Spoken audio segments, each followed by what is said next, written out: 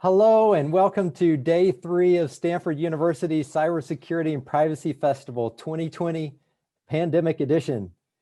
I'm Michael Tranduff, Stanford's Chief Information Security Officer and Chief Privacy Officer. And it's been fantastic to see so many tuning in from around the globe for our wide variety of talks and workshops this week. Well, you're really in for a treat today because I guess today's theme is Chief Information Security Officers. First up, we have this panel of Chief Information Security Officers in higher ed. Then right after this, at 2 p.m., we'll hear from the CISO from Zoom. In both sessions, we're reserving the final 15 minutes for your questions. You can submit them at any time via the Q&A feature in Zoom. So please let us know what you'd like to ask. I'd like to add a quick note here at the beginning of this session that closed captioning is available for all the main talks. You can click on the closed caption icon at the bottom of your Zoom window to view captioning. We also have ASL service available, and you can contact the CyberFest help desk to get set up with that. So let's get started. I am really honored to be joined by 3 fellow cybersecurity leaders whom I hold in the highest regard. It's Kathy Hubbs from American University, Christian Hamer from Harvard, and David Sherry from Princeton. Most of us have known each other for many years. We consult one another frequently. And really, that's the nature of our roles. And in my mind is also one of the best perks. So to get our conversation going, I'd like to invite each of us to share a little bit about yourself, maybe how you got into security, possibly a pivotal moment in your career, or maybe a piece of advice. So who wants to get us started? Ladies first. Okay. Oh, all right, thanks. Kathy. Thanks, David. Well, first, welcome. Thank you for welcoming all of us here today to be able to speak with all of you, and we're looking forward to your Q&A. So I think the thing that I wanted to share was, how did I fall into this role? And so I look back to 2002, I was working at a state university in Virginia, and I was the sole IT person for a center. But I was very collaborative across the university. And one day I was asked by one of the direct reports to the CIO to take a road trip down to University of Virginia to talk with one of their IT leads. I did not know that 4-hour road trip and the conversation with the UVA person was actually an interview to become the first lead position in IT security at this university, at George Mason University. As a state institute, kind of through the audit wing, they were looking for universities to have somebody take on that full-time role. And the reason I got, I think, selected or learned from the CIO later, she appointed me to the position, was my relationship building and collaboration and curiosity. And it was a big deal. And it really was kind of throwing me into it. I'd spent the last 15 years in a variety of technology roles, but it was not my technology chops that I thought got me in the position. And I've spent the rest of my career collaborating with great people like you. And in 2002, I was so fortunate in Virginia. I don't know who's on the phone call today, but I know Michael, Christian, and David, you'll know these names. My first people that I worked with in collaborative nature, we built a regional group called VA SCAN, the Virginia Alliance for Secure Computing and Networking group. And it was Randy Marchani, who is still around from Virginia Tech. How awesome for me as a newbie. His former boss, Wayne Donald, who has since retired. Shirley Payne, who was a big, well-known, just giant at UVA and across this country, and really brought a lot to the table.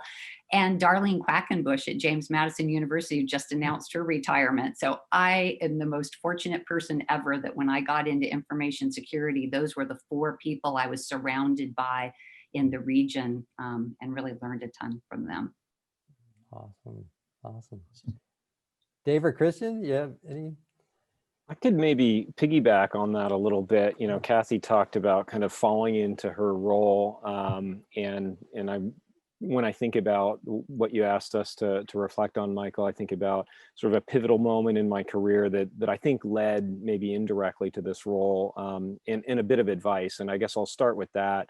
You know, when people ask about how do I get into information security, how do I get recognized, how do I advance in my career, one of the things that I tell them is sign up for the hard projects, sign up for the stuff that nobody else wants to do. And I'd love to tell you that, you know, I had this great sort of planned journey that involved doing that. But really, that's not what happened. And in fact, I think I was volunteered for a difficult project like that, where one of our units had been audited. It was an information security audit, and hadn't gone well, and the relationship had deteriorated to the point where people were shouting at each other in meetings. And so it was determined that somebody from information security needed to come in and just sort of figure out what was going on and what needed to be done, and get it done. And I think very similar to Kathy, rather than walking in there and saying, you know, I have all of the technology answers, it wasn't really about that at all. And it was about communication and compromise and influence, and even a little bit of project management. Those were the things that ultimately led to getting the project done successfully, to people sort of calming down and heading in the right direction. And I think it was that project that then, you know, maybe sent some attention my way for later in my career. And so, while it wasn't intentional on my part, certainly something I'd pass on to other folks is absolutely, you know, find those difficult projects, and not just technically difficult, but those where maybe you have to kind of grow some of your other skills and challenge them, and sign up for them. Yeah. Yeah. So have little pieces of both of you, which does not surprise me at all. In the 90s, I got my undergrad and master's degree while being an adult student working at night in management. Thought about getting a PhD because I just loved being on a college campus. I loved the atmosphere. I loved everything about it. That didn't work out, but I was working for the Postal Service, and they needed a temporary IT and telecommunications manager, similar to what Christian said, you know, taking the hard jobs. I was not a manager at the time, and I certainly wasn't a senior manager, but right skills, right time, right place, and I could spell Unix. So they basically gave me this role for what was supposed to be 6 to 9 months and ended up being 4 years. And while I was there learning this on the job, they shipped these things to us to install called firewalls. And I got very intrigued and very drawn into this world of firewalls. So right after Y2K, I joined a startup, a managed security startup, and helped build a global SOC, and was managing accounts around the world, which eventually got bought, and we all got fired, but I got security on my resume. I went from being a manager to an IT manager to a security professional in the matter of a couple of years, real accidentally. And then fast forward, here I am. I'm not a PhD, I'm not a faculty member, but I get to work on a college campus doing something I love with people I love for a boss I love. So it all has come full circle. And, you know, just seeing the other three folks on the line here just makes it all that much more worthwhile. Wow. Yeah. You know, boy, I think all three of you have better stories than I do. Back in my college days, I started a company, and it had to do with healthcare, and on the internet. It was just when the web was beginning, and I knew I needed to have a security component to that. And so I took the very first security course that was offered, and the professor was Ron Rivest. Oh, wow.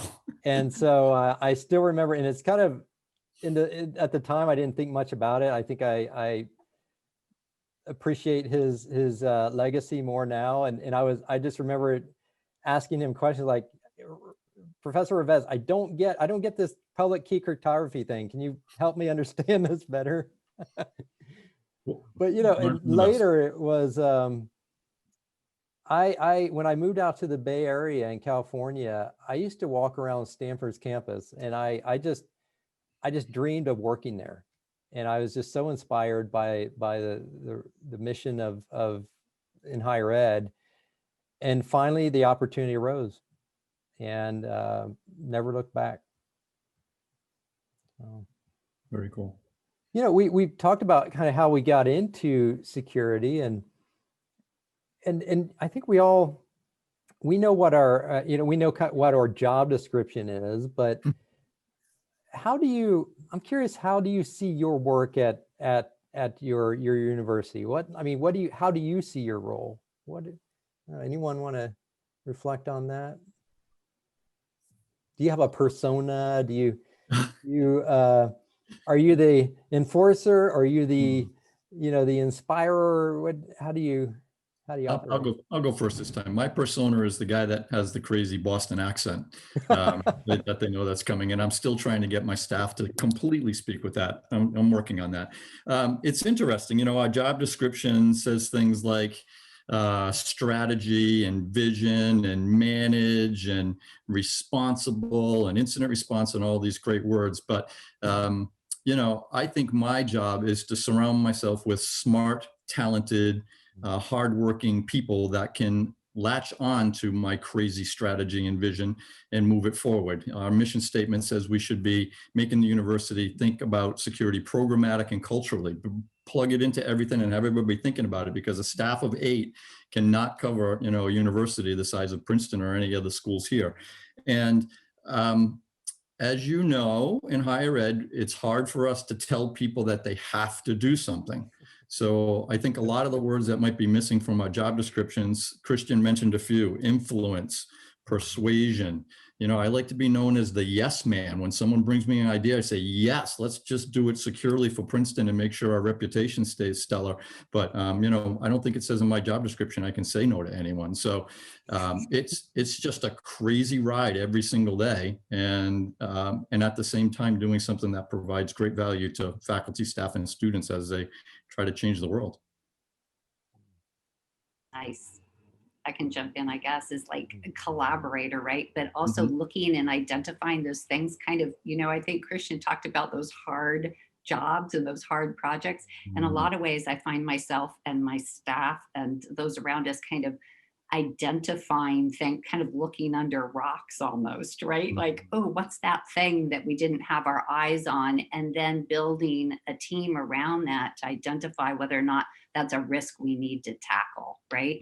But it's very collaborative. And like David said, like it's very much a team sport all the time. It is not one person at all. I think that almost every day there's at least 1 or 2 phone calls where there's like 12 or 14 people, functional people, from various subject matter experts on a call trying to tackle something. So I think we do classic translating of risks so that we can speak in English so they know what we're talking about. Like that's a big part of our role. But something else, David, you said yes, and I think either Christian or Michael mentioned it. I think Christian, you did in your opening comments, was we're also calming agents, right? Not there to get your hair on fire. Yes, there's some kind of fear things, but I like to be the person at the table that says, but these are the things that we're doing right today. These are the things we've got in progress. These are the things we know how to do. Let's leverage those. So just kind of bringing people off the ceiling, calming a little bit, and then refocusing our talented staff around the areas and the gaps that need to be attended to. But it's a very collaborative kind of calming agent, I would say. And I think I might add to that. A lot of what we do, or when we're doing our job especially well, a lot of what we do is listening.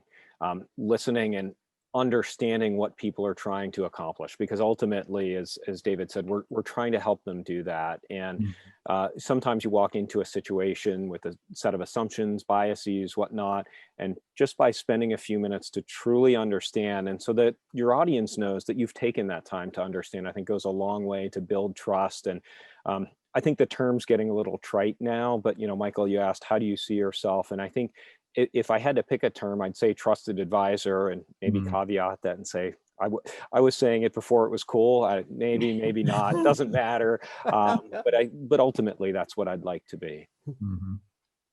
Well, I think we're all, I think that's one of the reasons that we're in our roles, that we probably take pretty similar approaches, and we have to do all these things. I want to riff on what Kathy said about a calming presence, that I really feel like, because our role, our job is difficult. It's a challenging job, right? And I'm not referring to our specific role. I mean the challenge of information security. So I mean, I would add in, I try to be a positive force. I think it's really important to be very open about what we're doing and why we're doing it, gaining that understanding, as Christian said, and having that determination and perseverance and grit to keep going and help our teams, stay positive about everything. So that's what I would add. Well, let's shift gears a little bit. I've purposely tried not to spend too much time this Cyber Security and Privacy Festival week talking about COVID-19, because that's pretty much what's been on our plates for quite some time. But I do think it would be interesting to maybe reflect on how your university has responded to that, and maybe how you and your team had to respond to that. And I'm kind of more interested in what maybe the differences might be, because I think there's probably a lot of similar things we've done, but let's see if we can find some differences in how we responded to this challenge this year. Who wants to get that one going? Christian. All right. Sure. I would say, we were the fruits of probably 5 years or so of labor and strategy kind of paid early dividends, in that we'd made a pretty aggressive move to the cloud. I think about 6 months before the pandemic hit, we switched to using Zoom for all of our video conferencing.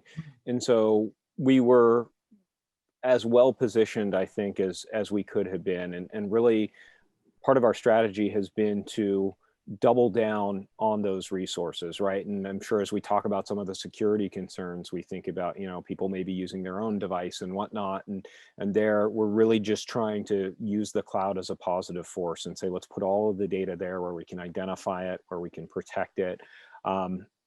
Certainly we've had some challenges and some learnings doing, security operations remotely and all that, and we can get to that. But I guess I would start off by saying, really our strategy of cloud and Zoom put us in as at every single university globally. I mean, countless people worked insane amounts of hours to pull this off, and I think we all have colleagues where we can say, wow, that was unbelievable. So it's not like it was magic, but at least the foundation was there, I think, to build upon. Yeah. Kathy? Yeah. So maybe the difference, I'll start with that, right? So with Christian just mentioned being Zoom ready. So we were not, right? We were a team shop, and we were moving down the Microsoft path pretty broadly.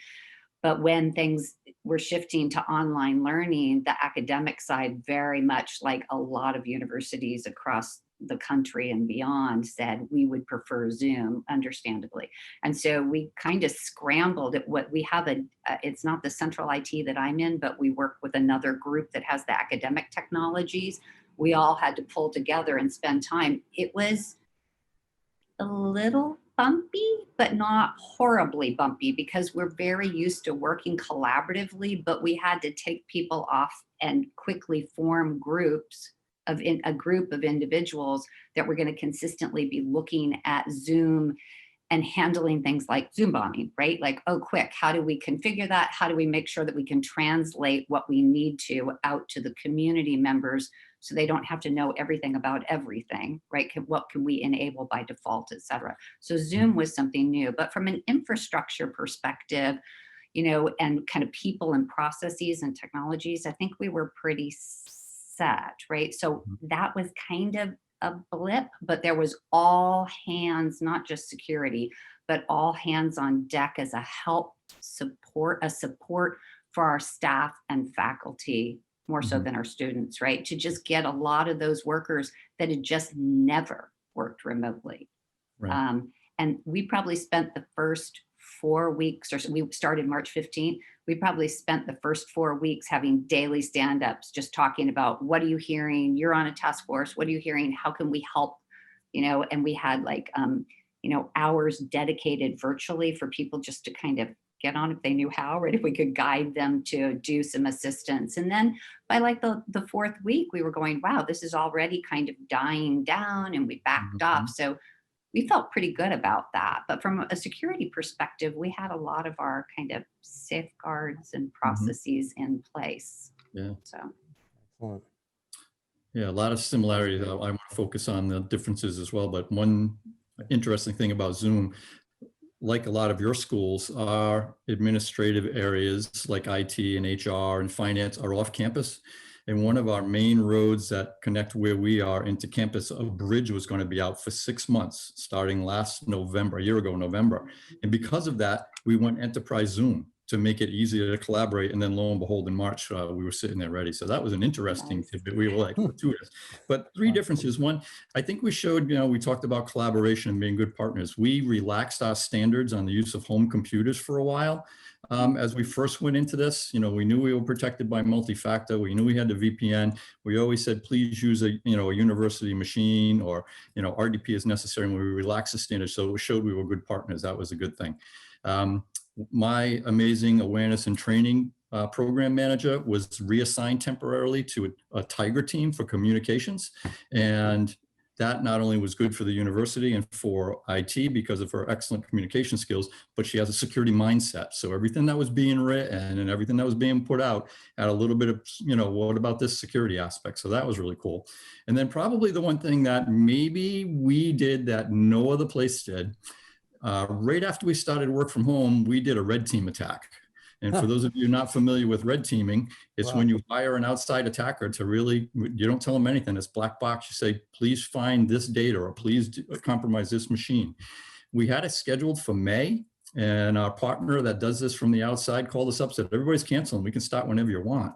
And I spent a late night soul searching whether in a heightened time of stress, should we be doing this? But we told people to be in a heightened state of alert, had great conversations with my great associate CISO on this, took it to the CIO, said, we're supposed to be prepared. We might as well have an attack thrown at us. So on March 24th, we kicked off a red team attack, 8 days after we started work from home. And I know Christian, Mike, a lot of other people in the IB Plus thought I was crazy. I recognize I'm crazy, but after the fact, it was probably— We already knew that, David. It's okay. Probably, long time ago. I mean, you could not have gotten a better proof of concept scenario of working from home than having a world-class place starting to attack you. So, well, hats off to Dave for the bravery to do that. Yeah. And I still have my job. Yeah, that's fantastic. That's the litmus test, right? Yeah. Can I do a tangential story? Like, Yeah. so this is based on, right? Wow.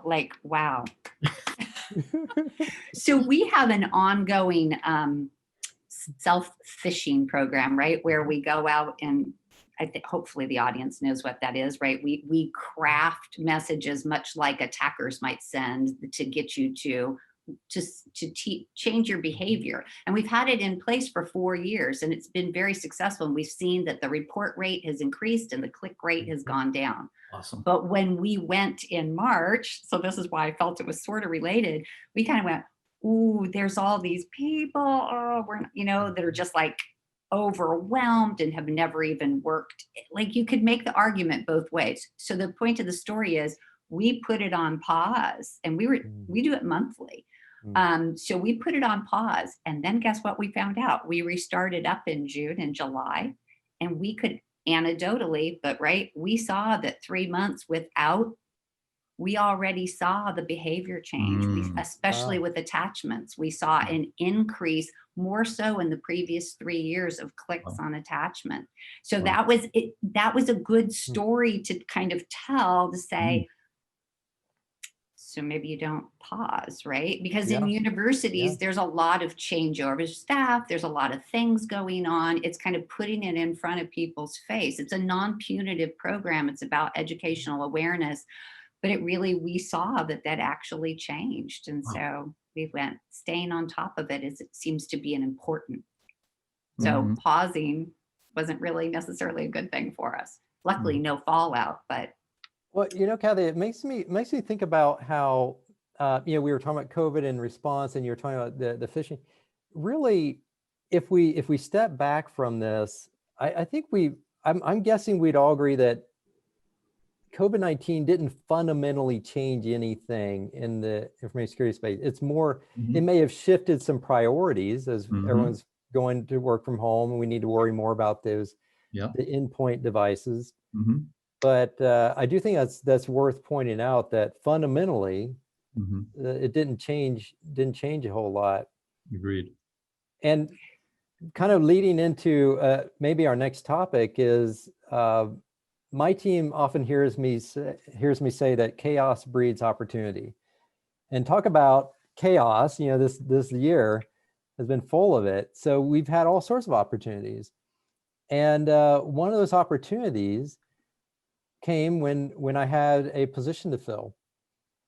We now are much more fully embracing remote work, and because of that, when I was recruiting for this position, I was able to open the candidate pool to the entire country, not just the Bay Area and California. And because of that, and she may be listening right now, but we got who I think is the #1 candidate in the entire country to fill this position. Wow. He's going to be working remotely from Texas. I hope she's listening. Yeah, I hope so too. That could not have happened if it weren't for this whole thing. And it kind of leads me into the next question. You know, the next topic I thought we could focus on is the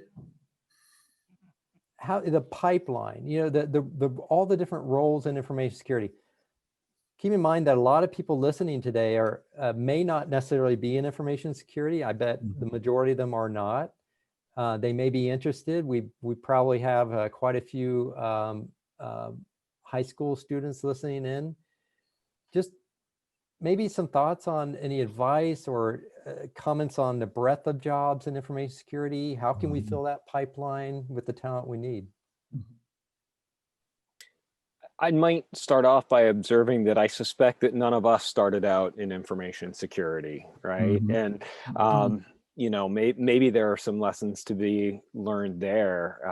I would certainly say that I think I'll come back to the question about, you know, what steps might individuals take. I think I loved your example though, Michael, about I think there are just so many dimensions where we have these maybe artificial constraints that we can just remove, right? And one of the pet peeves that I have about our industry is we seem to like to write job descriptions for which we ourselves are not qualified. You know, must have all these years of experience and all these different acronyms and whatever. And you know, even as it relates to the CISSP, which is maybe sort of arguably the sort of de facto standard, there are probably plenty of people on all of our teams who don't have them. So why would we require that in somebody coming into a position, especially an entry level one? And I think for all of us, you know, looking outside of just, you know, computer science and you know, IT fields is super important, because information security is so much more than that, right? And a lot of what we've talked about has been things like collaboration and influence and awareness and education. And so, you know, people with almost any background, I think, can contribute to our field. And I would say, you know, maybe the #1 thing that I would look for in people is curiosity, right? And so for somebody looking to get into the field, just find a way to demonstrate that curiosity. Go try some things and then tell me about what you did and why. And to me, that's as or more interesting than any certificate that you could get or anything else you could do. So that's just sort of my own perspective on that. Yeah. Great one, Christian. Yeah, I mean, certainly a lot of us that ended up in security had at least some kind of IT background at one time, but I don't think that's necessary anymore. There was an article in the Wall Street Journal maybe 4 or 5 years ago called "The Rise of the Accidental Security Professionals." And, you know, I have at least two examples on my staff. I have a woman who was in advancement on campus doing SharePoint administration and writing training documentations, who has become an amazing security professional and sees things differently than, you know, a traditional IT person would. I hired a pragmatic thinker to be my risk assessor. No IT background, no security background, but just the way to ask questions and to connect the dots. You know, terrific security professional. So that can happen. Certainly, I love the curiosity thing, but I think trying to figure out why things break and fixing it from there. You know, engineers want to make things work. Security people wants to figure out how you can break it. So that curiosity factor really, really plays into it. And at the end of the day, I tell my staff, we're all risk managers. So, you know, thinking about it from a risk-based perspective and not just, gee, the bits and the bytes not flowing today, you know, what's going on with that? But what's the risk of that bit and byte not flowing? That's a whole different mindset that we can cultivate. So IT background, not necessary. Right person. Yeah, I agree with everything my colleagues have said. Absolutely. And curiosity is my big word too. And certainly when we get interns and even new hires, it is not a requirement to have IT, right? Right. But I have mentored a number of people informally and formally through programs and at all different ages, you know, just out of high school, early in college, but also change of careers. And just saying, look at the experience, or if you're a high school student, look at the things that interest you and maybe just your own personal experience, and explore more about those different security fields out there. And with a quick search on the internet, or maybe even through the Stanford program, they can list out kind of these 10 areas. We've thrown out the acronym CISSP for those of you that aren't familiar. There's like a bunch of domains, but kind of look and see what's interesting and see how you could tell a story around. You probably are already bringing something to the table in a number of these areas. And it's kind of digging deep. And I always tell people, don't be afraid to just cold call somebody that you admire, you know, somebody that you think just look up their email address or use LinkedIn or however you do it, and just reach out to one of us today, any one of us, or just anybody, and start to have that quick conversation, that initial conversation to say, what are your interests and what are your skill set? And we can help you kind of maybe sort through some of that and give you some direction. But there are a number of fabulous resources out on the internet, as well as opportunities to just step into positions without having a formal degree in information security. Not to disparage those, but there's opportunities to step in earlier than that. Yeah, So such great mentors. advice. You know, I really think this, what we just talked about, I think is probably the most important part of this whole discussion right now is, you know, how you can get into the field if you're not already, and there's something there for everyone, and just ask, right? Yeah. If you're interested, reach out and ask where. Hey, Michael and everybody, one other comment is that there are some statistics out there. This is a growing field. This is a growth opportunity. The National Institute of or National Bureau of Labor Statistics, that's the acronym, right? They tell you, so they've got this like mapped out to like 2023 with millions of jobs. So what does that mean to you out here in the audience that may not have a formal IT security background? It means opportunity, right? Because we don't have enough bodies to fill those positions in those crazy, I check box off all those experiences, right? So come to the table with your passion, your energy, and the experience you do have, and that which you believe that you can add value to. And I think there is definitely opportunity. There are jobs that aren't being filled. And it's full of, it's a role, it's a job that's full of purpose. I mean, what, you know, that's what brings me to work every day is the purpose. Purpose, and you learn something different every day. Every day. Not boring. No. Right. Boring. Humbling at times. Definitely. You know, since we've got 4 universities here represented, I just wonder if we could talk for a minute. I'm not sure that everyone realizes how much we collaborate all the time. Like, maybe someone want to talk about that a little bit and just share with everyone like how collaborative our roles are and how much information we exchange? Okay, go May for I it. stop? Yeah. I came out of government, startup, and then financial services before I got my first higher ed job at Brown University.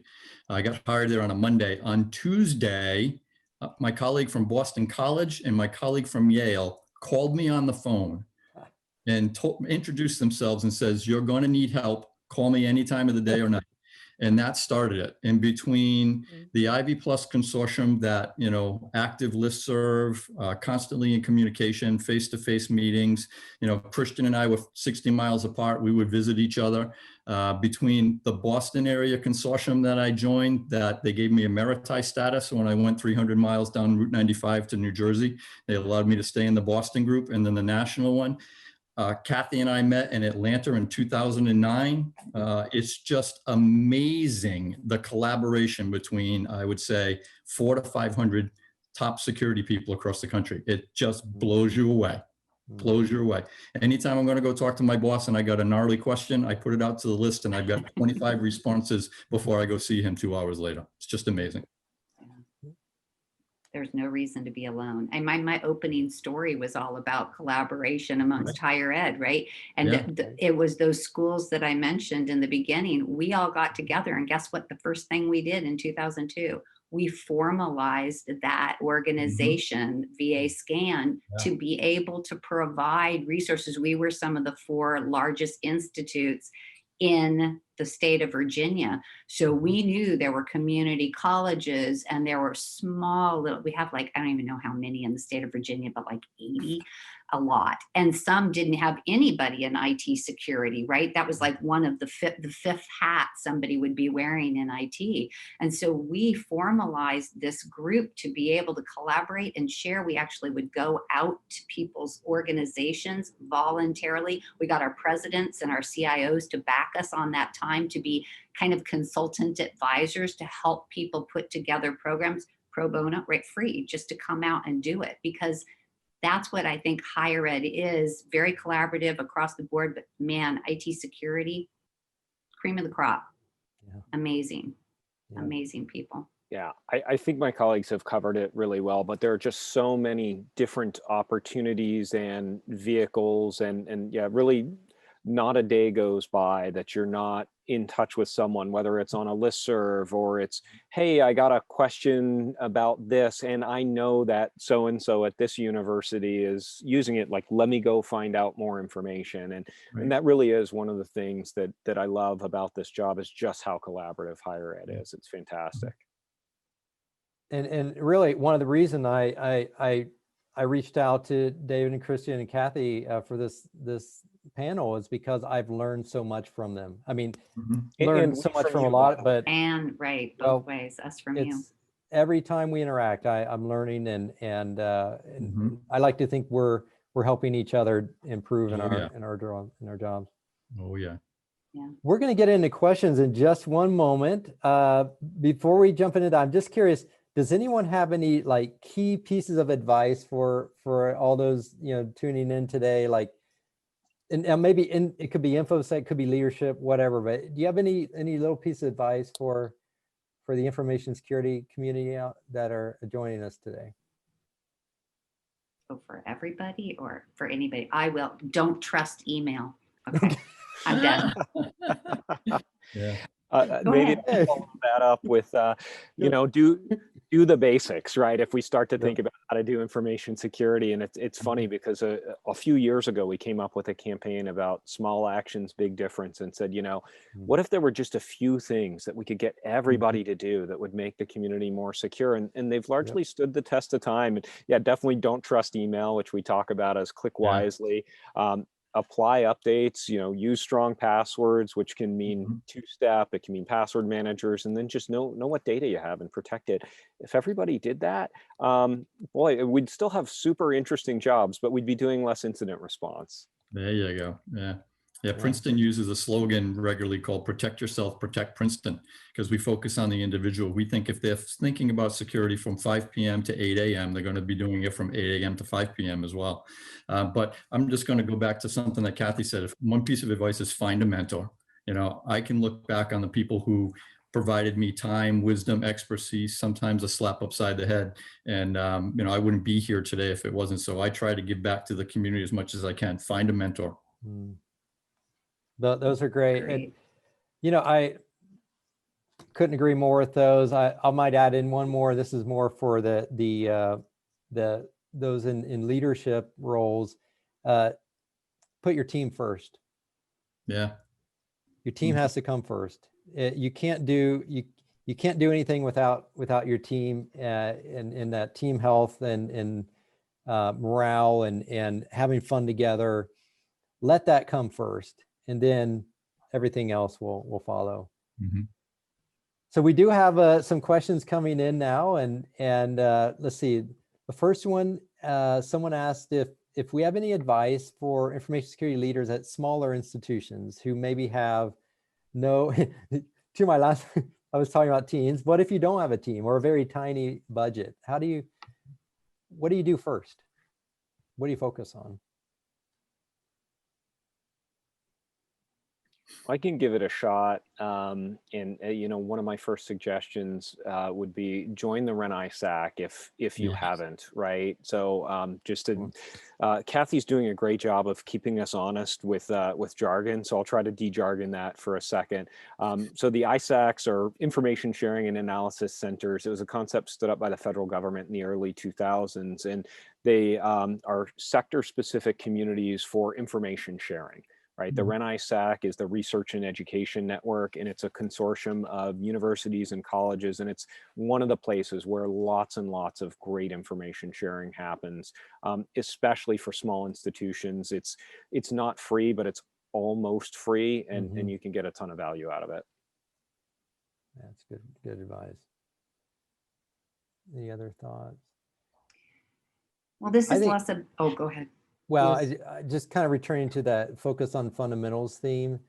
Like I would focus on vulnerability management as much as you can, and you know, get a password manager out there. Some of these things aren't very costly, but they're very effective. 2FA doesn't actually cost that much, and so even a smaller team can get that rolled out, and that just has a dramatic effect on your security posture. Well, in a priority thing, I always tell people make sure your institution has an incident response plan, right? At least people understand their role and how to escalate, because that is so you can go out and buy technologies, and for sure those make sense to me, but who's gonna be the one who gets called when there's, you know, an incident, or at least a suspected incident? Remember about this calming agent, it's really helpful. I'm not necessarily saying go out and do tabletop exercises, but just go around and introduce yourself around campus and find out, is there something there? Who's doing it? Like, who's leading it? Where are they going to pick up that information? And there is a boatload of information. Maybe after this session, we could send some URLs out to the attendees. Yeah. But right, EDUCAUSE has a lot of like pre-packaged things for Jimbo, in particular, if I'm saying your last name correctly.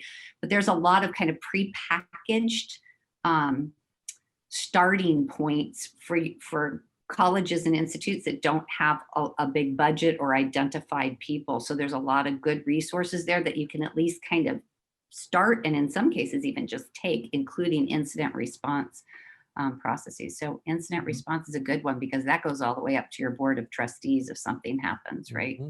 And that last part is super important. When you're thinking about incident response and who's involved, do not think of this as a primarily technical or information security exercise. Make sure that your communications and legal departments are looped in, because, you know, these days we're faced with questions, and this is outside of higher ed, about, you know, are we going to pay a ransom or not given X, Y, and Z? And that's not a decision for information security to make. Right.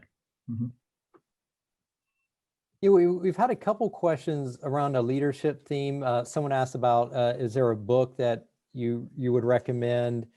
Someone else asked, you know, that there is a concern about burnout in you know, cybersecurity professionals. How do you keep your teams motivated? Couple of questions there we could touch on.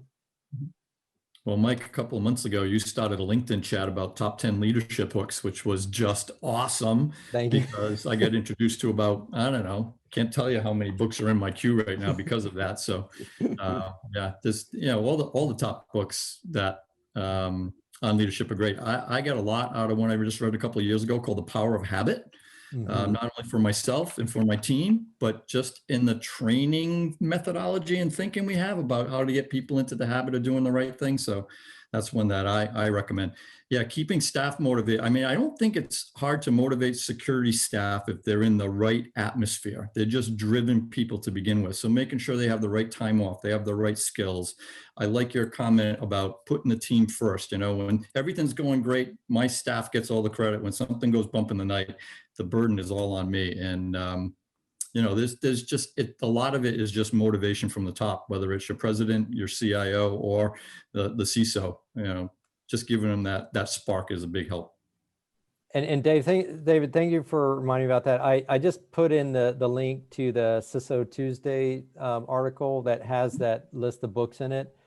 But I also want to recommend this series called CISO Tuesdays to anyone listening. It's a really great way to feel like get a sense of what a normal day is, a quote unquote normal day. Although Christian, I think yours was making the point that there is no typical day.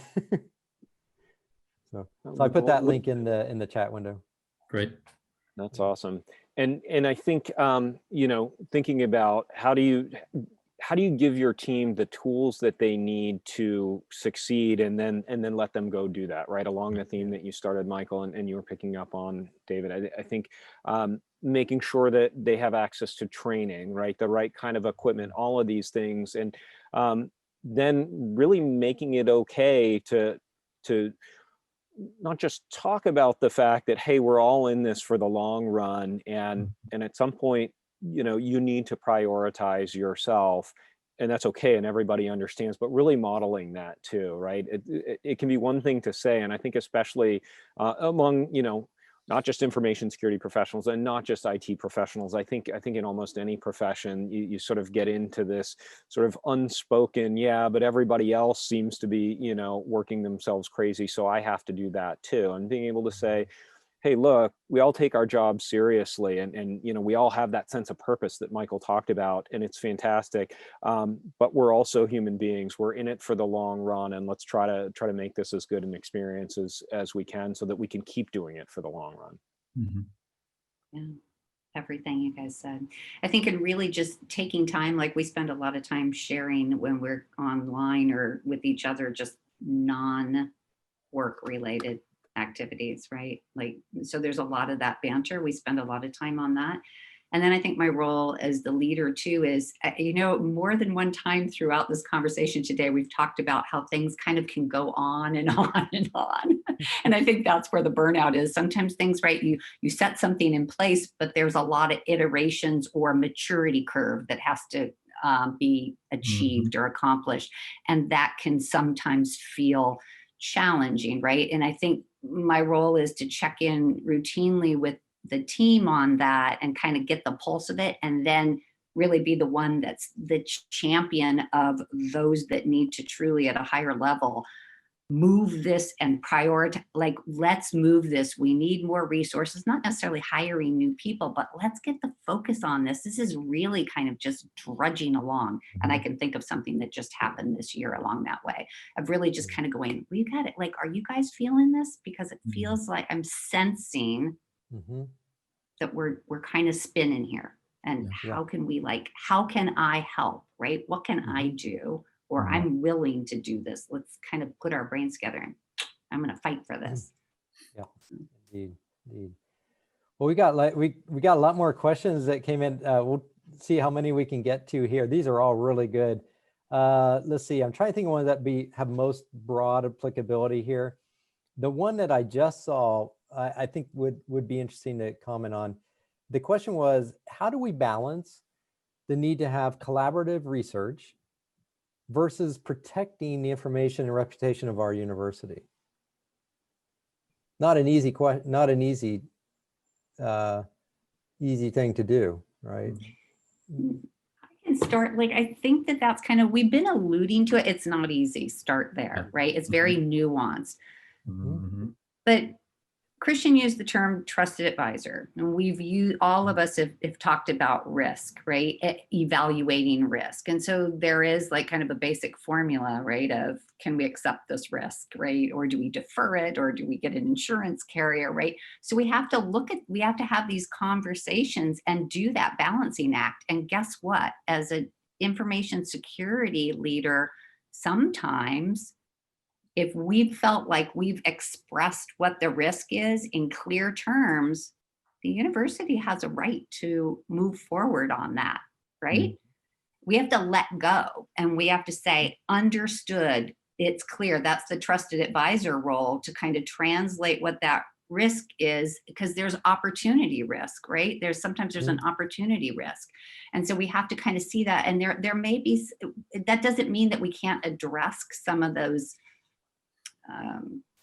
operational risks at a later time, but being able to move forward, sometimes we just have to do that. And I hope I'm addressing what the heart of the question was, but it's a risk proposition. And sometimes information security specialists aren't happy with the choice that's made. But if you feel that you've been very clear in what those choices are, then your job is. And I think we have to understand that research is core to our mission, right? Yes. And if we're to say that, well, part of our job is to, help the university be able to execute its mission, then that's what that means. And I think, and you were kind of making this point, I think, Kathy, that it's easy to look at risk as this sort of binary thing. And I know early in my career, that's kind of how I saw it. Maybe I didn't understand the nuances, and I just jump and that's a risk and you can't do it. And it's really not about that at all. And there's a lot of nuance there. And I think the best way to succeed is to look at it as a partnership. It shouldn't be, and this is exactly how you're putting it, Kathy, and you're exactly right. This needs to be a collaborative decision. It's not something where information security is going to be the arbiter of this. We want to understand what you're trying to do. Maybe we'll have some suggestions and some observations about, well, here are the issues that you're likely to have. Here's the worst case. Maybe that's likely, maybe it isn't, and let's talk about it. But keeping in mind the context, which is this is core to our mission. So we need to find ways to enable it. Yeah. We've talked about collaboration amongst ourselves as security professionals, but having general counsel on speed dial, research protection, research integrity, the director of research computing, a half a dozen faculty. I would add CPO, but Mike, that's probably a hard one for you because you do both roles. Yeah. But making sure that you're part of this consortium, and they get to know you and they understand your posture and where you're looking for, makes the job so much easier, because it's not one size fits all, as Kathy says. It's very nuanced, and sometimes almost every one of the one-off has something piece of a one-off. Yeah, very good points. Very good point. Thank you. Yeah, we are, boy, this hour just flew by. I wish we had, I can't tell you how much I enjoy talking to David and Christian and Kathy every opportunity I get. And I hope everyone gets to see today, like the thought that goes into this, the work that kind of goes on. That's not the technical part. It's really the relationship part. It's the partnering.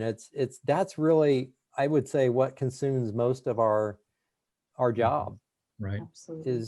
And so I hope that's one of the takeaways for today. And I just want to thank all of you again for such a great panel, for sharing your thoughts and advice with us, and just for our ongoing friendship and camaraderie in this effort we call information security. Yeah. Thank you. Yeah. Thank you Thanks for for inviting Thanks us. so much. It's been good to see everybody.